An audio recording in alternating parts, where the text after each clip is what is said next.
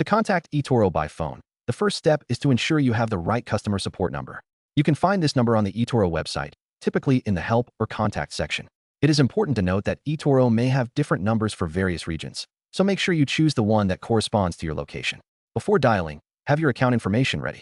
This includes your account number, email address associated with your account, and any relevant details regarding your inquiry. Being prepared will help the representative assist you more efficiently. Write down any questions you have beforehand to ensure you cover everything during the call.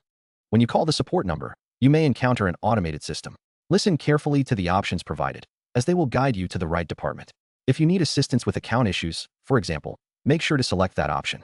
If you're unsure, connecting with a general support line is often a good first step.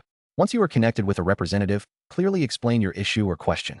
They will guide you through the necessary steps, provide solutions, or escalate the matter if needed. Remember to take notes during the call for your reference. After the conversation, you may receive a follow-up email summarizing the assistance provided, so keep an eye on your inbox.